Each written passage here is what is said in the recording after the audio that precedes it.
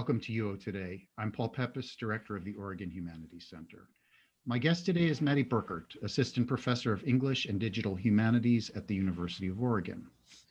Burkert's research interests include cultural studies, digital humanities, drama and performance studies, gender and sexuality studies, Renaissance and early modern literary studies, restoration and 18th century literary studies. Her monograph, Speculative Enterprise, Public Theaters and Financial Markets in London, 1688 to 1763, has been published today by the University of Virginia Press. Thanks, Mattie, for coming on the show, and congratulations on the publication of your book. Thank you so much, and thanks for having me. So what led to your interest in early modern Renaissance and 18th century culture, performance, and literature? How did you come to that area of specialization, those areas of specialization? Yeah, it's kind of a roundabout way. I think a lot of the time in literary or historical studies, people will be primarily interested in a particular time period or cultural moment, and then sort of choose their focus from there. But I actually was interested in economic crisis primarily, and wanted to get to the bottom of where these kind of boom bust cycles that we live in today came from, and where our kind of public understandings of them came from. And that led me to the 17th and 18th centuries in England and the sort of so-called financial revolution at that time. So I kind of came to the time period circuitously. And then I also came to theater and performance circuitously, in that I found, actually in the process of doing my graduate school reading lists, I hadn't sort of settled on whether I was going to do, fiction or print culture, poetry, drama. And it was in the process of doing my breadth exams that I sort of figured out that the theater was really where these ideas were worked out in the public psyche. So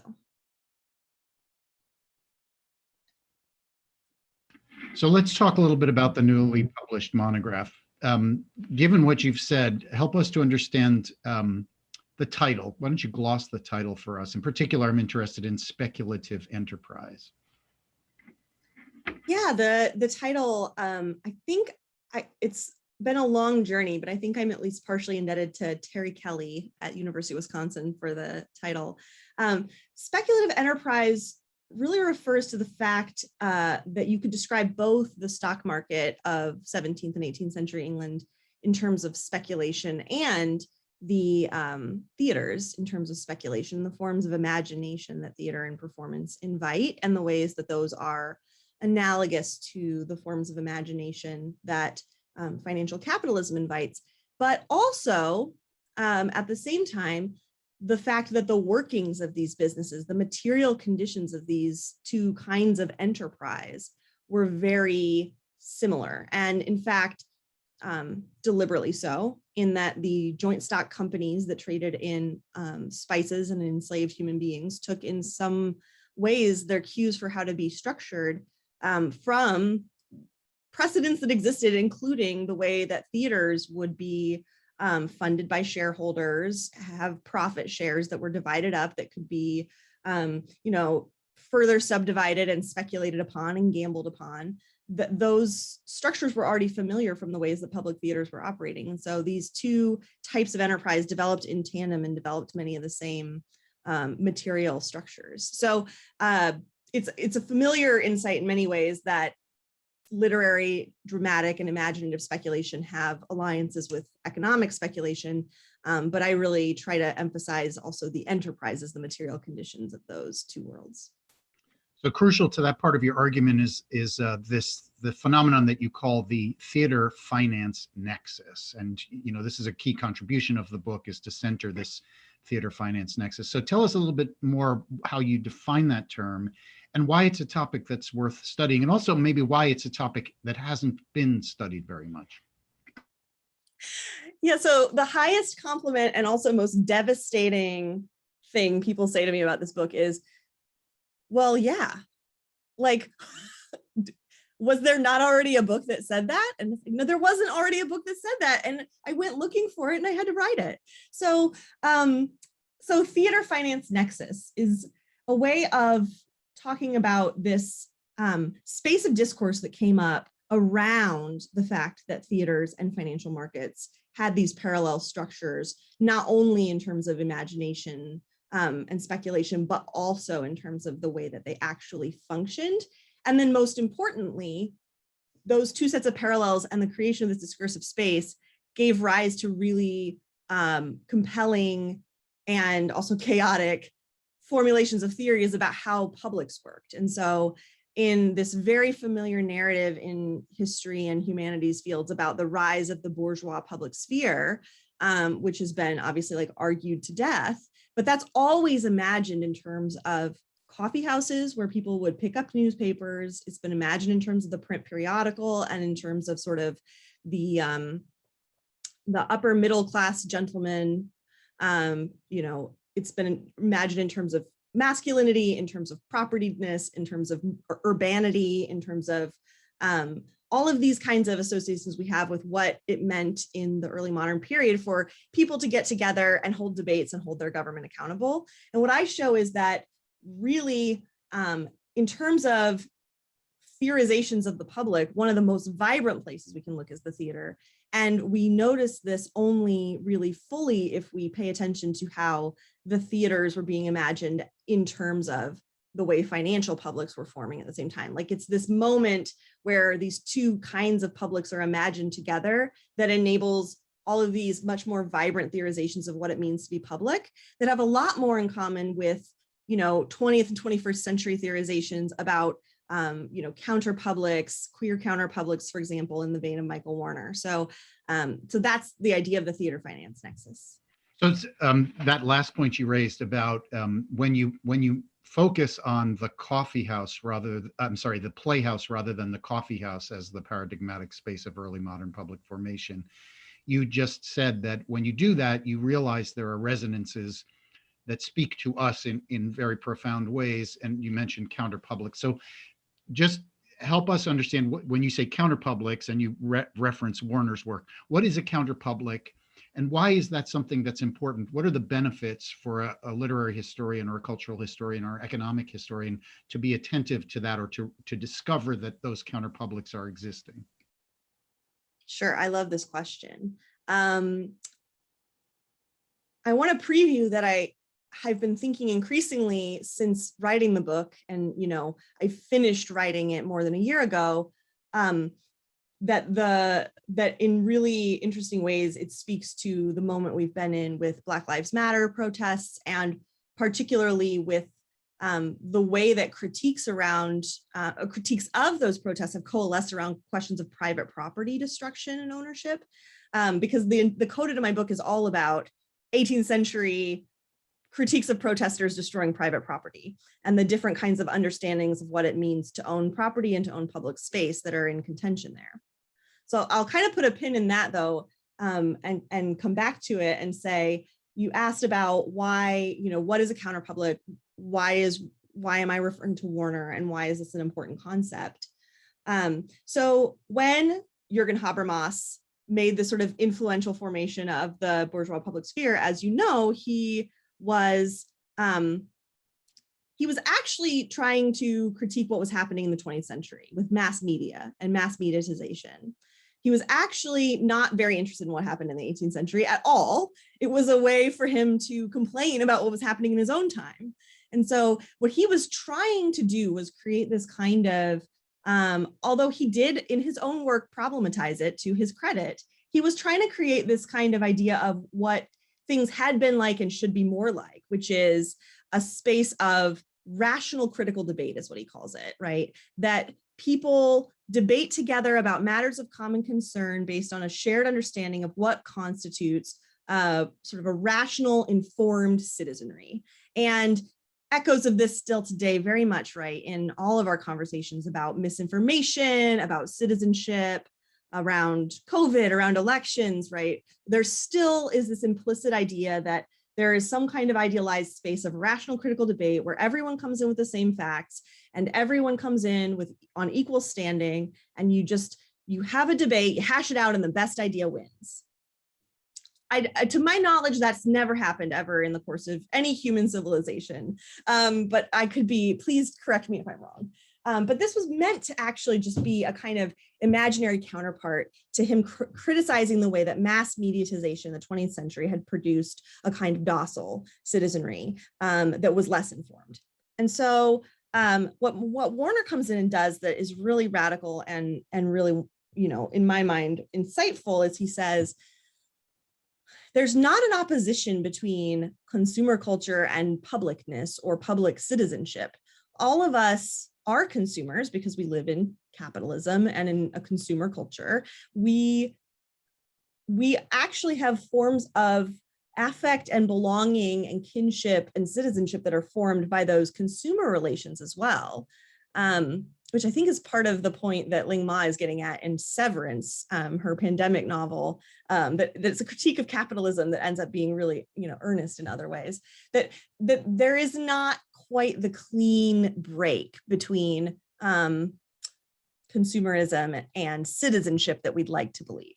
And he locates that in his book on publics and counterpublics. He's primarily interested in 20th and late 20th century queer counterpublics and the ways that they mobilize and the ways that they use forms of popular media and commodification and consumer culture for that mobilization. And Warner also has written about 18th century American history and is, I believe by training, was an 18th century historian before he started to become more of a, theorist.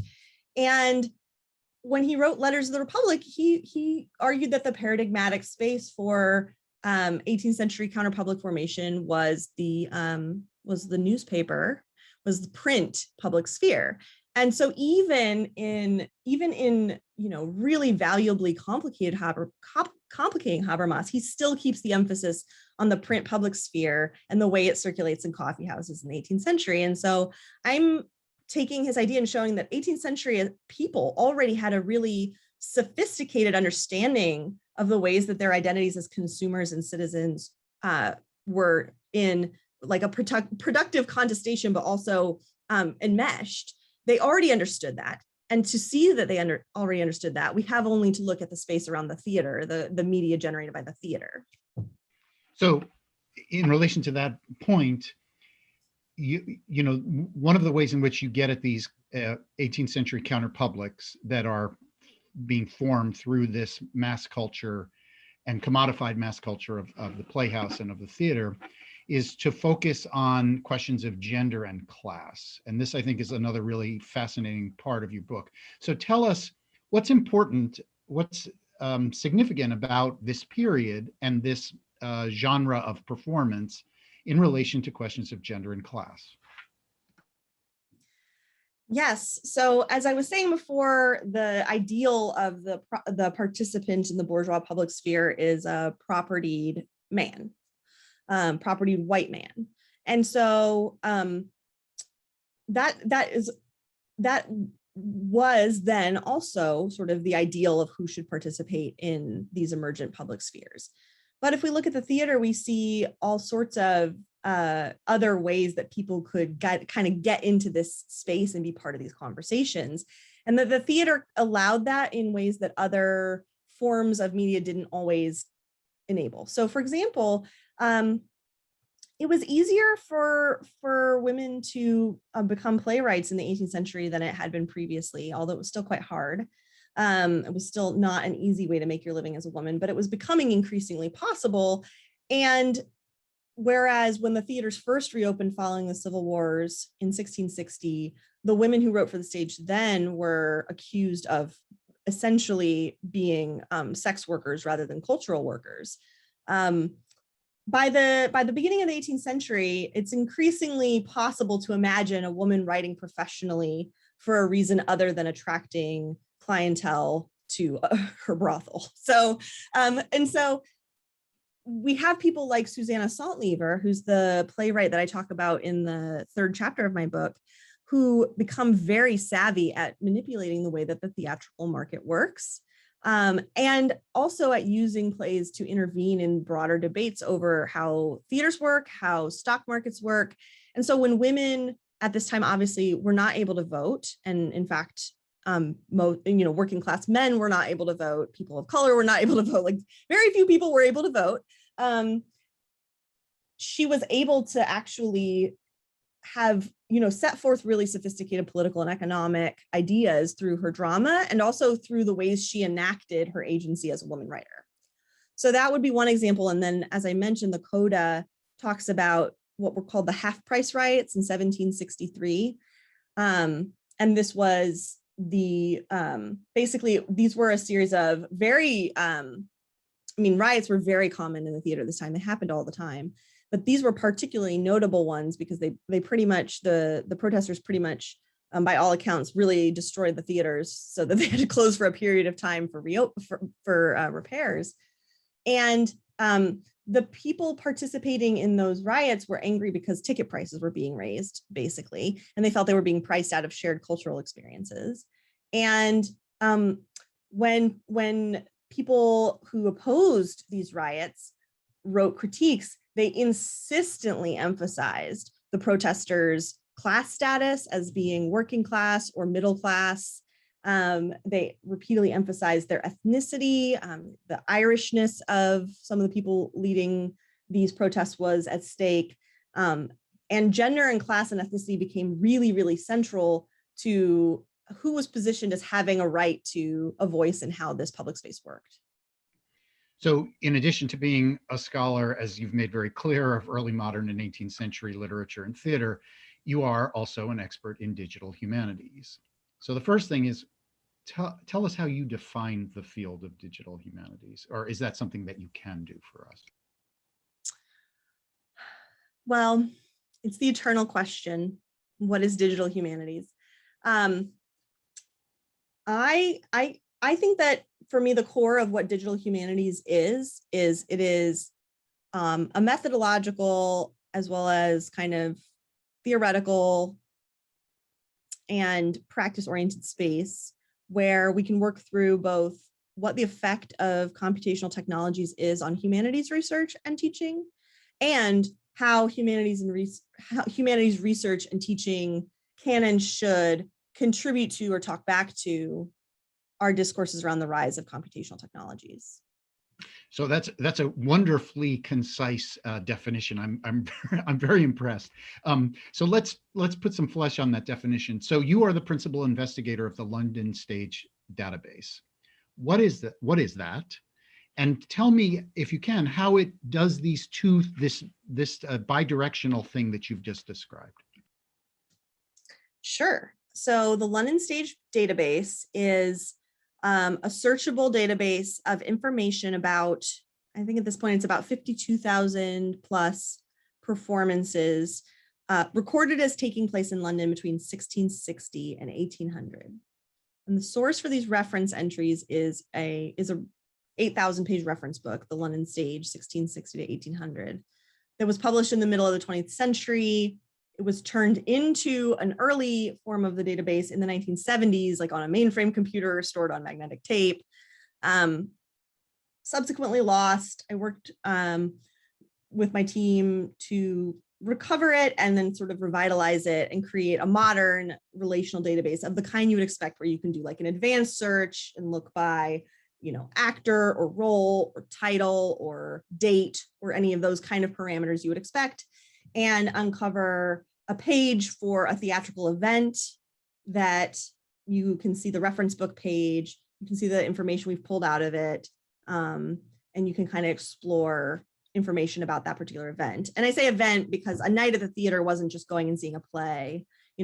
We think about, I'm going to go see this play, but a night at the theater was about musical interludes and acrobatics and short little plays that were in between the acts of the main play, and a little play before the play and a little play after the play, which is why people would pay good money to get in halfway through the show. And that was the ticket prices. The half price riots were the ticket prices for half price admission at the middle point were being taken away. So it was really kind of like a multi-part extravaganza every night at each of these theaters. And so these events that you can pull up really give you information about this, much wider, more textured kind of cultural experience that people had, as opposed to just the title of the play.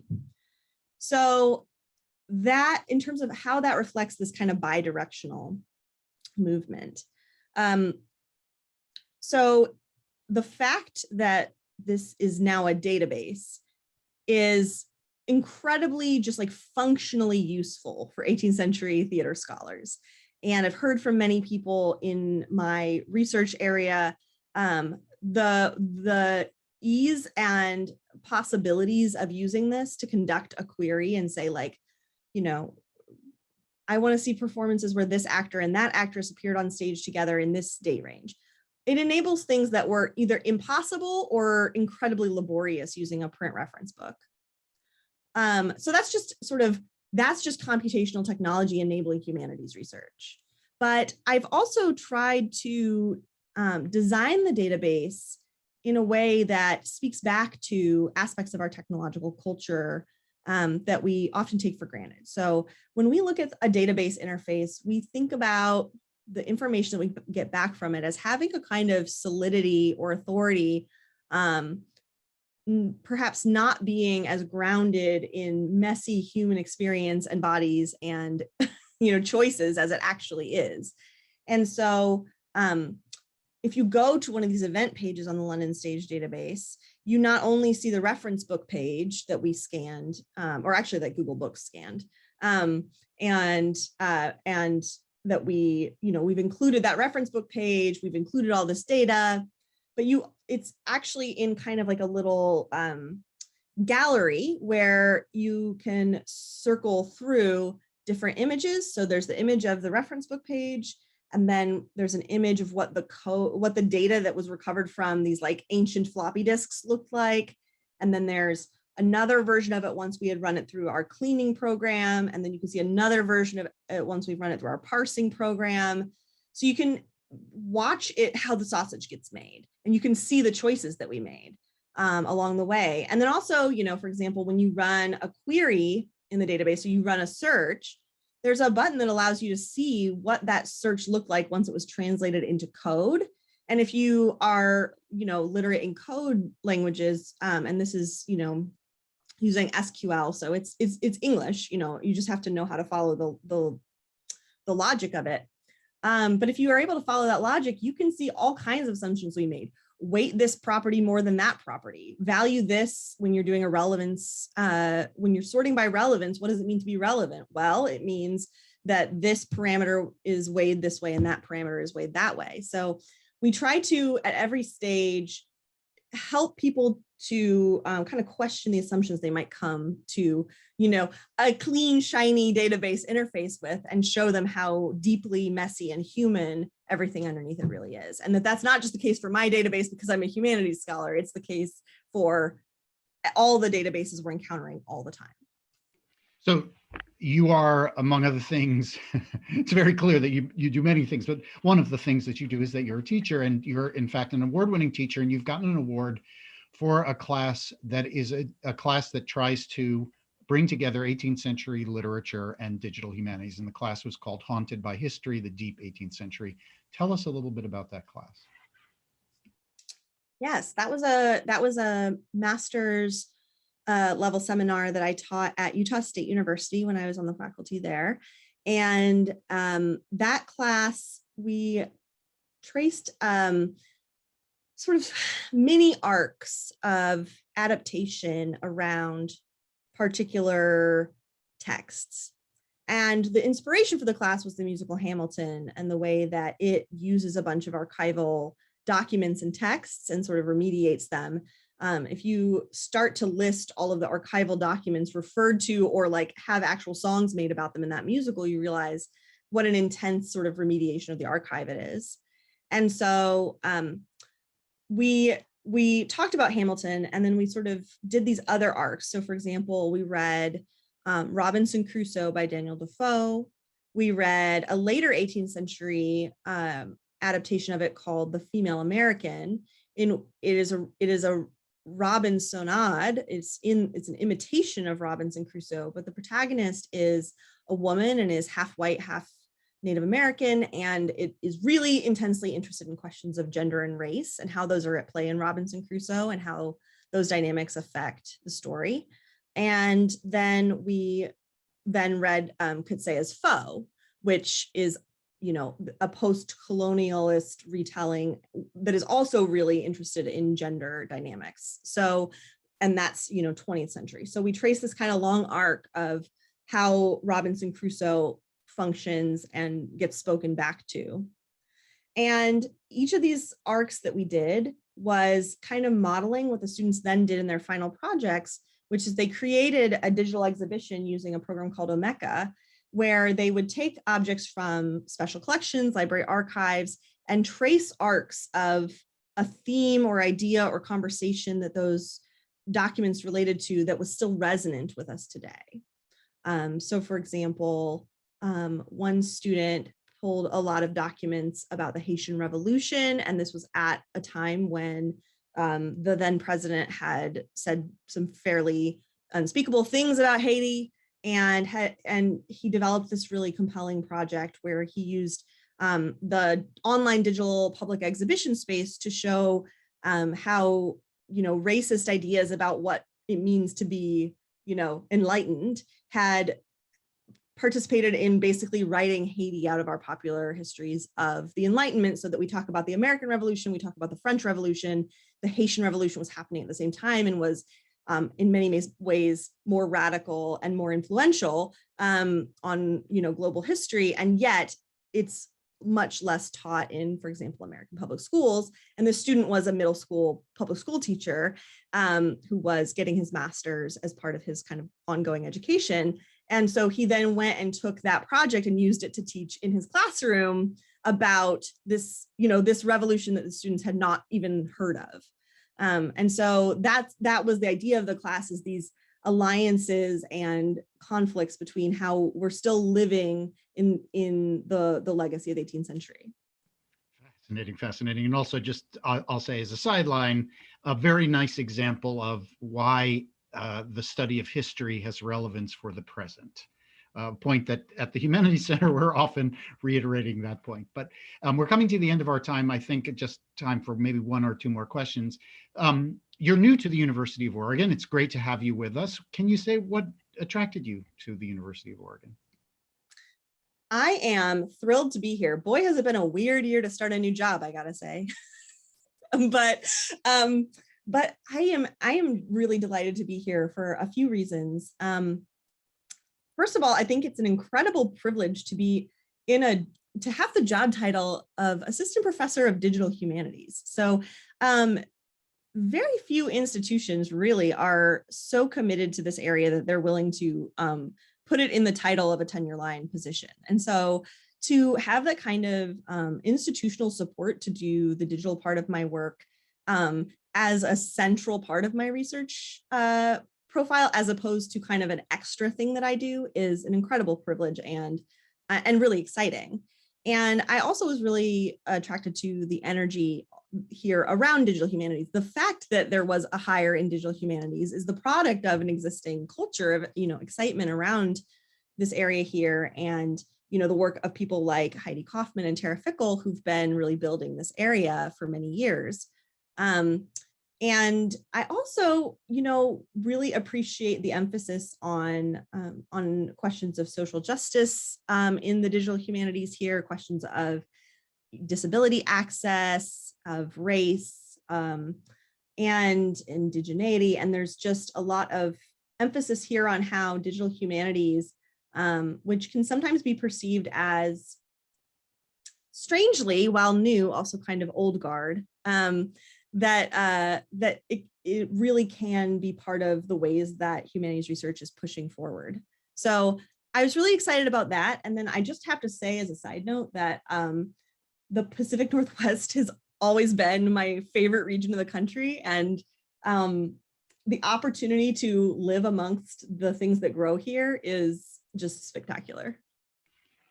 Mattie, on that wonderful note, I want to thank you so much for taking the time to speak with us today. It's been a fascinating conversation. Thanks so much for telling us about your amazing work and your teaching. It's been a real pleasure. Thanks so much for having me.